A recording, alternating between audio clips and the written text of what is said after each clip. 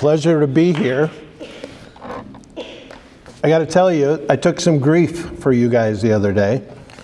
I was in the Chevron in Hiram, and I had my Green Canyon sweatshirt on.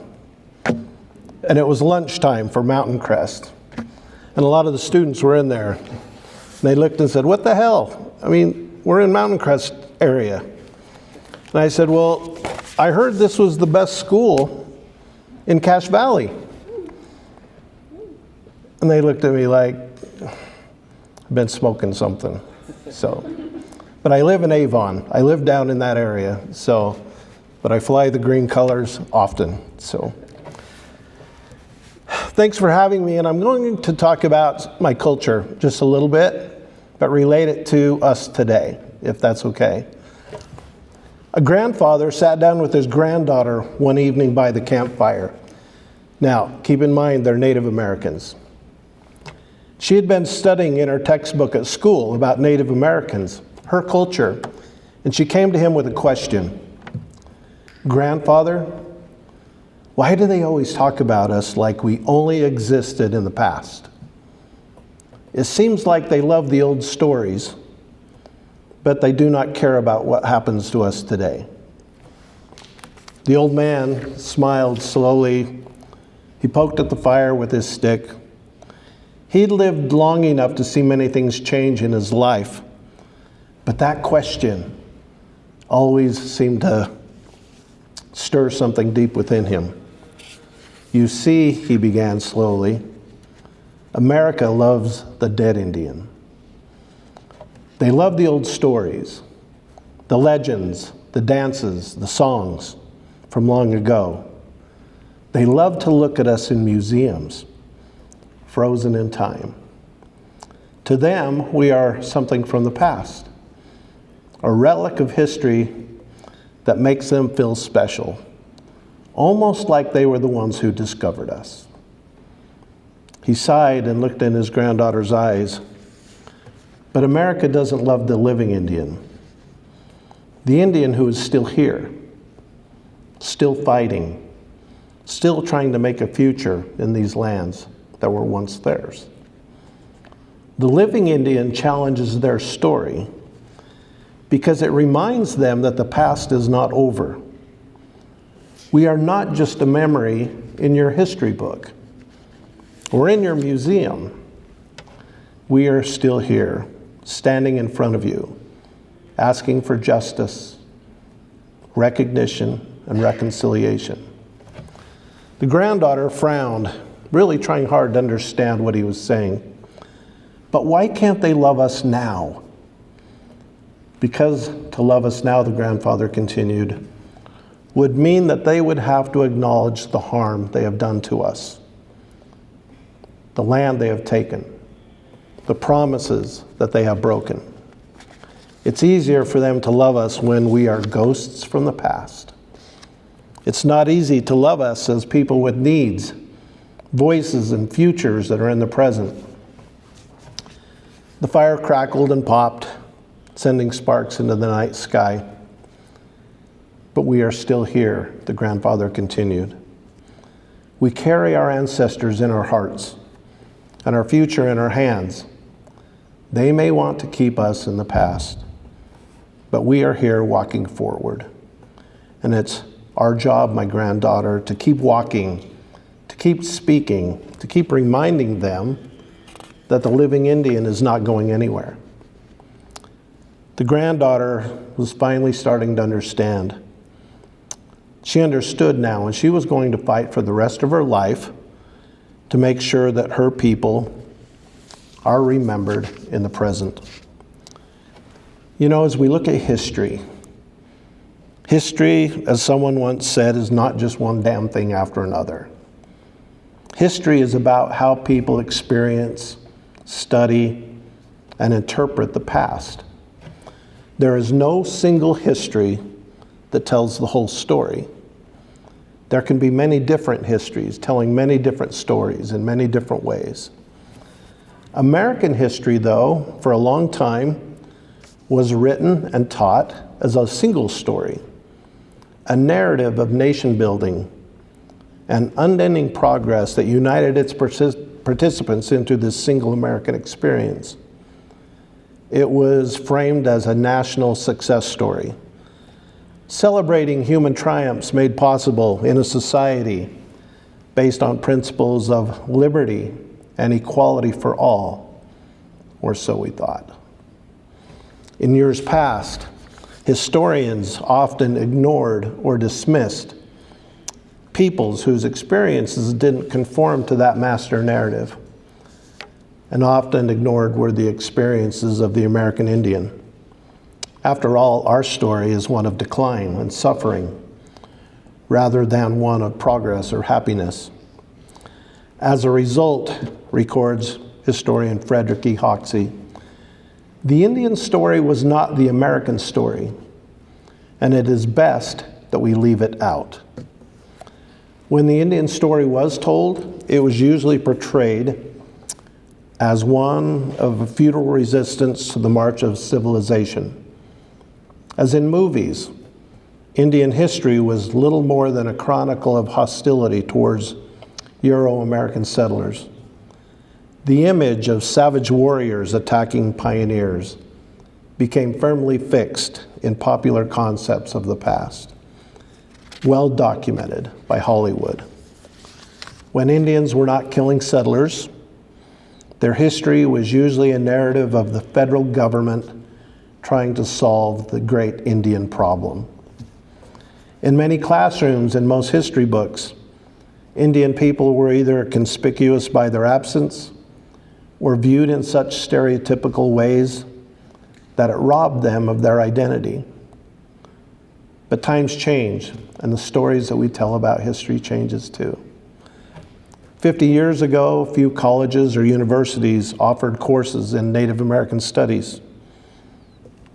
Political pressure from students and community activists resulted in new college courses, and I get to teach one at Utah State every semester.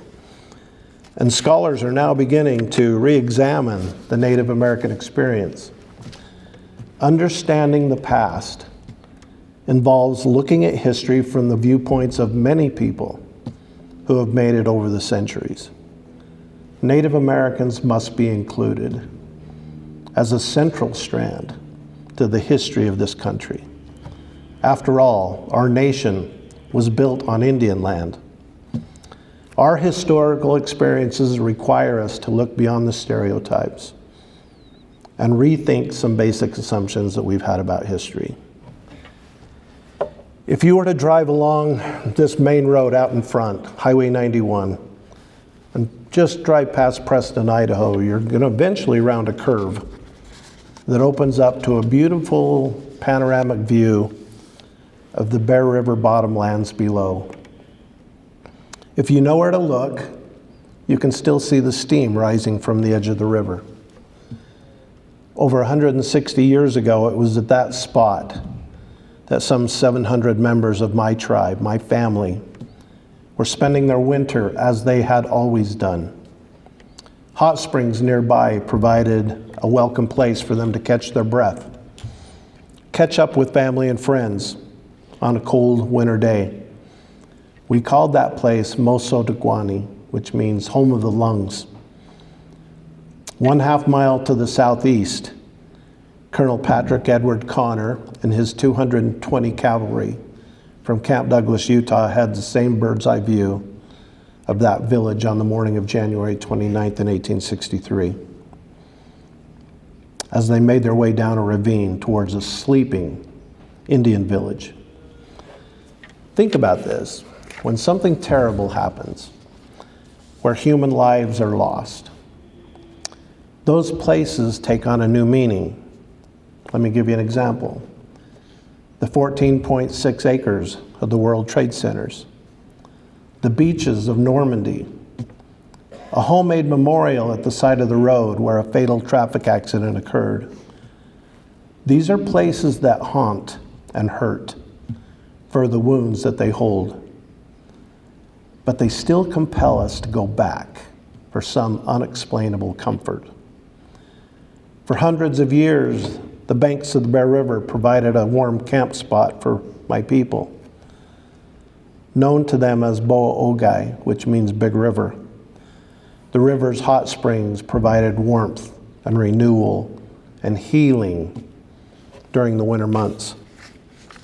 But that peace was shattered on that January morning when Connor and his California volunteers that were from Camp Douglas, Utah, invaded our campsite. We believe more than 450 Shoshones lost their lives that day, 2/3 being women and children. Have you ever had a memory sneak out of your eye and roll down your cheek? I have that all the time when I think about the massacre of my people. Over the years, the banks of Bo'ogai became a site of honor, where those bodies still lie today. Frozen ground and fear of returning soldiers prevented the few survivors from properly burying the dead. A few of the bodies were thrown into the river rather than leaving them for the elements. Chief Sagwitch and the survivors, he led others away from Bo'ogai to seek safety elsewhere. But the site remains a sacred burial ground to those victims who are lost on that January morning. Their voices still speak to me from the dust. My grandmother would tell me when she'd take me there as a young child, if you're here at just the right time in the evening, you can sit and you can hear the cries of the little ones crying for their mothers. Your senses tell you that you're among the spirits of more than 450 children of that great spirit who created us all. You don't have to see things as they were then to know that a terrible injustice had taken place. You can feel it. We remember and we honor the past because it allows us to succeed in the future. Someone once told me, never let your past experiences harm your future. Your past can never be altered, and your future doesn't deserve the punishment. In the years that followed, the story of the so-called battle of Bear River was always told from the soldier's perspective. But I knew this was no battle, and my grandmother knew it too. And she fought for years to tell our story in our way, from our perspective. One day as a young boy, she sat me down and she said, Darren, no one has ever wanted to hear our story before. One day, you will have to make them listen. I want you to know that I've never had to make anybody listen. I love your generation. I think we live in a time and place where you just want to know the truth. You can deal with the truth. We honor truth-telling. The problem is how we have chosen to remember, and where do we get the truth from? At the request of Brigham Young, 3 local men from Franklin, the day after the massacre, traveled to the massacre site looking for survivors and counting the dead. William Hull recorded in his journal, we drove our sleighs as far as the river. The first sight to greet us was an old Indian man, walking, arms folded, head bowed, lamenting the dead. We decided, the 3 of us, that you could walk on dead Indians for a 1/4 mile without even touching the ground. That old Indian man didn't speak to us, and he soon left walking towards the north. Never will I forget this scene. Dead Indians were everywhere. I counted 8 deep in one place, and in several places there were 3 to 5 deep. All in all, the 3 of us counted more than 450 dead, 2/3 of that being women and children. We found 2 Indian women who were alive, whose legs had been broken by bullets. We found 2 little boys and 1 little girl. The little girl was badly wounded, having received 8 bullet wounds to her tiny little body. We took them on our horses to the sleigh and made them as comfortable as possible. Chief Sagwitch, who was my great-great-great-grandfather, must have realized that he was now living in two different worlds. One group was greedy and wanted everything. The other group only wanted to travel and live on this land that they'd lived on for centuries. One group made their wishes and dreams come true by making themselves the conqueror at the expense of a defenseless people who only wanted to be left alone. Ralph Smith, a Franklin area settler, summed up how the settlers felt about the massacre in his journal, and he wrote this: "We looked upon the massacre as gruesome, but necessary." And then added, "The work of Patrick Edward Connor and his soldiers was nothing less than an intervention from our Heavenly Father." Mary Ann Weston Mon, wife of Peter Mon, who is the area authority in Wellsville, said this in her journal: "The residents of Cache Valley regarded Colonel Connor's efforts as an imposition of providence in our behalf. The Indians had caused so much trouble that patience had ceased to be a virtue." Henry Ballard, Bishop of the Logan Second Ward, mentioned in his journal, "This put a quietus upon the Indians. The Lord raised up his foe in Colonel Connor to punish them without us having to do it. We had bore a great deal from them, and yet we have been feeding them, and yet some of the wicked spirits among them would stir up trouble against us."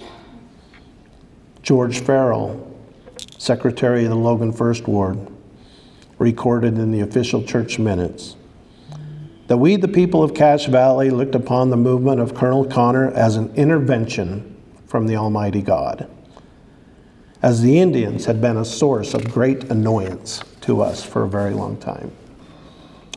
And finally, in a letter dated February 4th, 1863, Peter Mon, in a letter to Brigham Young, said this: "I feel my skirts rid of their blood. They rejected the way of life and salvation which had been pointed out to them from time to time, and thus they have perished, relying upon their own strength and wisdom." For many years, people would gather on January 29th to remember the events of that fateful morning.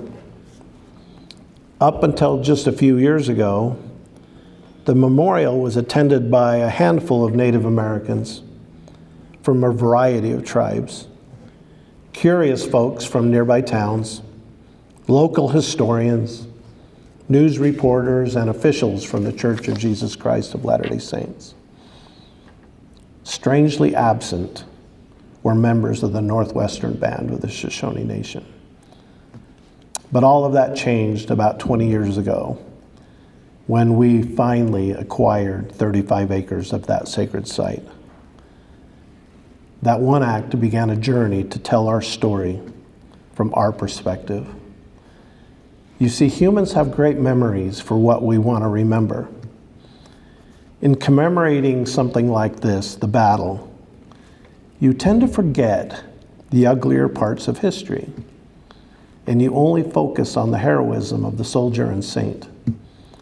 That's the kind of Daughters of Utah Pioneers monument that exists there today. But that narrative now becomes a story. It's not a story about my people. It becomes a story about the brave soldiers and the pioneer women who took care of them. In constructing a monument like this at that site, you firm up memory and you create what I say is a false history. In 1932, the good people of Franklin County erected this monument off the side of the road. It was meant to tell the events of that fateful day. It was celebrated. Everybody came together to remember. What the monument really accomplished for me is that it gives people a reason to forget. That monument strips us of our obligation to find out for ourselves what took place. But that monument tells us how it wants the past to be remembered. The plaque read, The Battle of Bear River was fought here on January 29th in 1863. Colonel P.E. Connor, leading 300 California volunteers from Camp Douglas, Utah, attacked Bannock and Shoshone Indians, guilty of hostile attacks on immigrants and settlers. They engaged about 500 Indians, of whom 250 to 300 were killed or incapacitated, including 90 combatant women and children. 14 soldiers were killed. 4 officers and 43 men were wounded, of whom 7 men died later.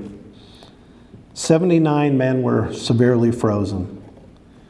Chiefs Bear Hunter, Sagwitch, and Lehigh were killed. That's not true, because I'm still here.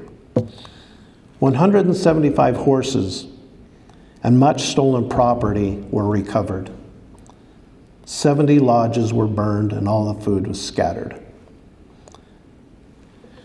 21 years later, the Daughters of Utah Pioneers takes another look at the monument and wanted to add an additional plaque. It is no longer about the innocent settlers and the marauding Shoshone. It becomes a story about the common pioneer woman whose skills and experiences saved soldiers' lives. It is a lasting tribute to their courage, understanding, and resourcefulness. The new plaque reads, "Attacks by the Indians on the peaceful inhabitants in this vicinity led to the final battle here on January 29th in 1863. The conflict occurred in bitter snow and deep snow and bitter cold. Scores of wounded soldiers were taken from the battlefield to the Latter-day Saint community of Franklin, Idaho. Here, pioneer women, trained through trials and necessities of frontier living, accepted the responsibility of caring for the wounded until they could be removed to Camp Douglas, Utah. 2 Indian women found alive with their children were given homes in Franklin." So my question for you is that really what happened?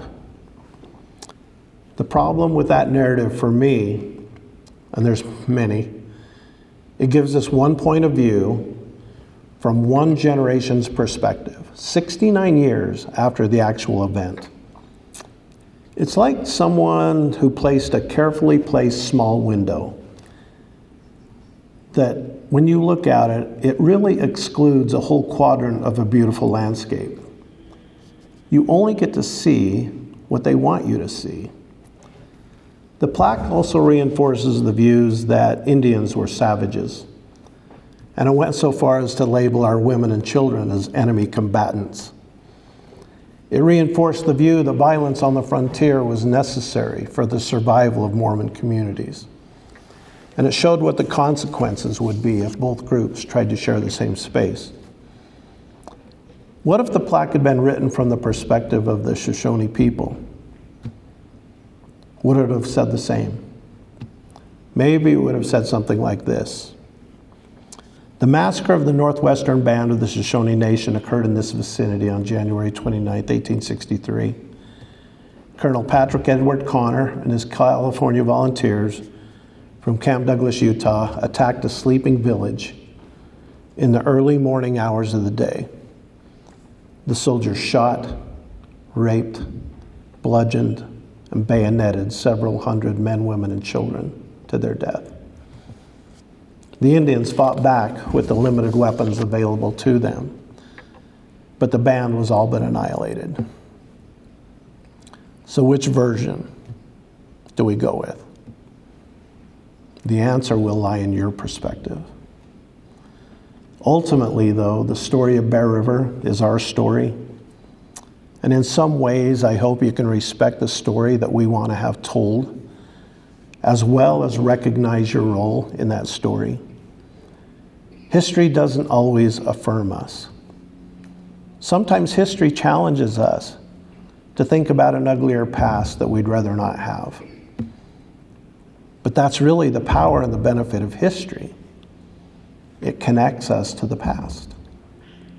It connects us to our humanity and our inhumanity. And it offers us a way to move forward, especially with the Shoshone people now, to move forward in a way that connects us not in the prettiest of ways, but to move forward into what I call a new relationship, a 21st century relationship based on respect. Respect for the truth and what happened in that past moment. Then I believe that's the only time you have the possibility for reconciliation. The events that took place on that cold January morning have long been forgotten by most. I meet people every day that have not even heard about it that still live here in the Cache Valley. Maybe guilt or remorse has silenced all those who one day may have wanted to know the truth. But as I said earlier, there's a new generation. And I think you guys have a desire to listen and to learn. And it's not because we want things to be made right. We don't. I have just always believed that those who died at Bear River that day, my relatives, have a God-given right to be heard. Their voices speak to me from the dust. Their story needs to be told. We remember and we honor the past because it allows us to make better decisions in the future. I am so grateful that Chief Sagwich's negative experiences didn't alter his future, because it would have altered mine as a direct descendant. I believe that the most successful natives today are those who can best balance culture and change. We honor our culture. We honor those who went before. They are really important to us. We honor them in their perspective. But I realize as a tribal leader that it's my job to prepare our youth to change and succeed with this ever-changing world. So, the massacre at Bear River has taught me many lessons about life over the years. Can I share a couple with you? It's taught me that bad things happen to people. If you haven't had anything bad happen to you or your family, I'm happy for you. But generally speaking, in your lifetime, something bad will happen. How you respond will determine your character and who you become. And then I think the most important thing it's taught me is to offer unconditional forgiveness. But it doesn't mean I need to forget. If you can learn that one thing today, even if you didn't do the wrong thing, offer unconditional forgiveness anyway. It's taught me that ordinary people can affect change. My grandmother refused to accept the narrative on a plaque or on a sign. She went to Washington, D.C. more than 10 times and testified in front of congressmen and senators or presidents. She grew up in the 20s and 30s and 40s and 50s. She was a woman of color who had no voice. But because of her, we now have a voice. It's taught me that as we preserve history, it's important that everybody's views are represented and respected. It's taught me also that everybody has a story worthy of being told. What are your stories going to be? Because your stories are equally as important as mine. Tell me a fact and I will learn. Tell me a truth and I will believe. But tell me a story that will live in my heart forever. So where do we go to from here? Society always tries to divide us up. Don't turn on the news, please. Don't turn on the news. They try to divide us up into these in-between spaces. But I believe the differences that we all bring to the table are the strengths that we can all draw from each other. I hope that as we begin to educate ourselves, we will begin to create spaces that will allow us to have honest and open discussions and talk about the things that make us different, but also talk about the things that we have in common, because there's so many more. Gandhi said, our greatest ability as humans is not to change the world, but to change ourselves. I got thinking about that. Don't you think, though, as we change ourselves collectively, that would change the world? Western values, the values we're learning in school, teach us that we all have individual rights. We can do what we want. Do you know indigenous values teach us that we have obligations? Obligations to the past, present, and future. Obligations to our community and ourselves. One day, a Shoshone hunter brought home a big kill. It was far too much meat to be eaten by his family alone. There was a mountain man nearby that saw this, and he said to the hunter, "So, how are you going to store the extra meat?" Because there was drying and storing technologies, they were well known. The hunter looked at the mountain man puzzled and said, "Store the meat? Why would I do that?" Instead, the hunter sent out an invitation for the whole village to come together, to dance around his fire, to be together as community, and to enjoy a great feast. At the end of the night, when everybody was going home, sweating and tired, but smiles on their faces because they'd spent time as a community, their bellies full for probably the first time in a long time. The mountain man was really bothered now. He went up to the hunter once more and said, "You know, there's not always fresh meat in the forest. It would have been smarter for you to store the extra meat for your own family to be used in the future." The hunter looked at him again and said, "Store the meat? I store the meat in the belly of my brother."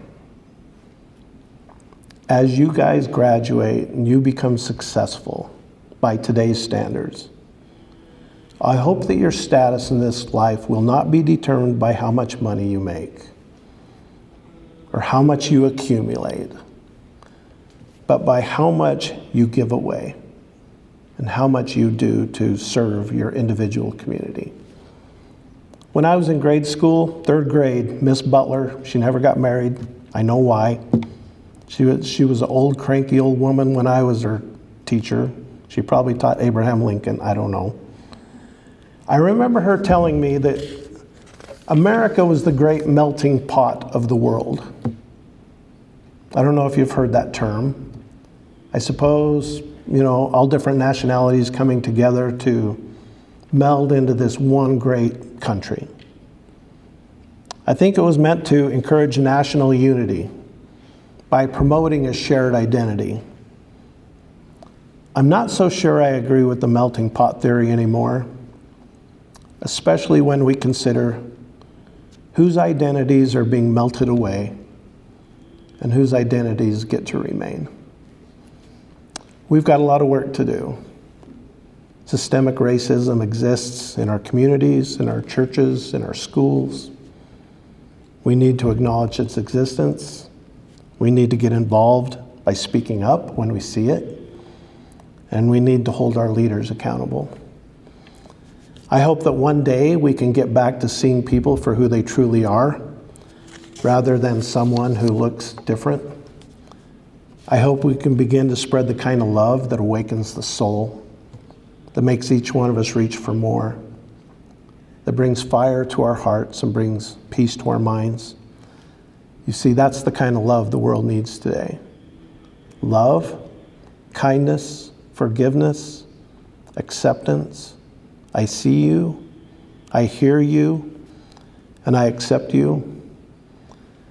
Those affirmations and many more like them are what I call medicine words.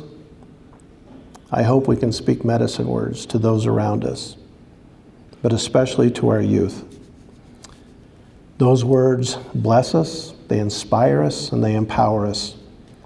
When we speak medicine words to each other, we build unity and we strengthen our communities. and our nation. When we love one another like that, it allows each of us to heal from wounds that many of us don't even see.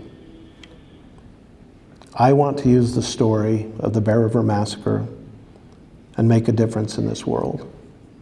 I want to become a peacemaker and a bridge builder. And I think that process begins with every one of us. In closing, let me share an experience I had the other day.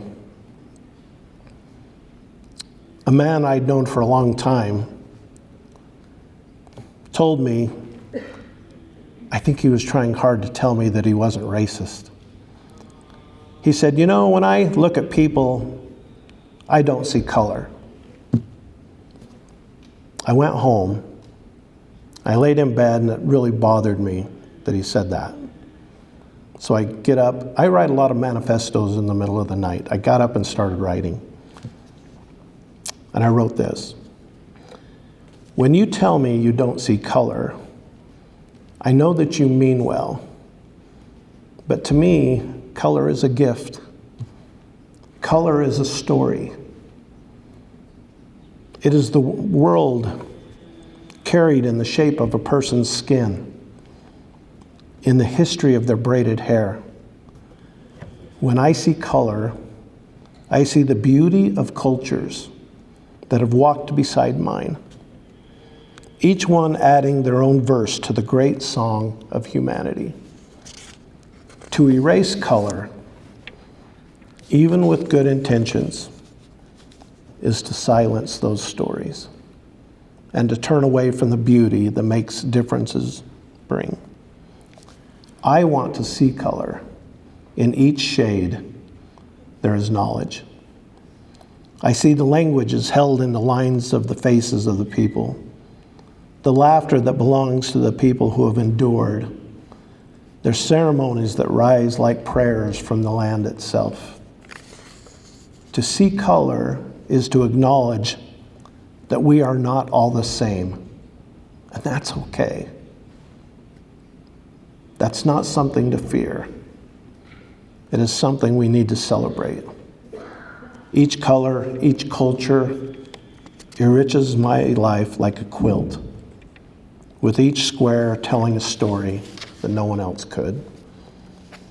If you truly want to honor people like me, don't erase my color to prove you see me as equal. See my color and love it. See my culture and respect it. See my history and walk beside me, because you no longer see my difference, but because you recognize it as something sacred, something worth holding gently and learning from. When we see color, we see humanity in its fullness. And to me, that's the most beautiful vision of all. Thanks for having me at your school today. And I'll take some questions if you have time to do that. So thank you.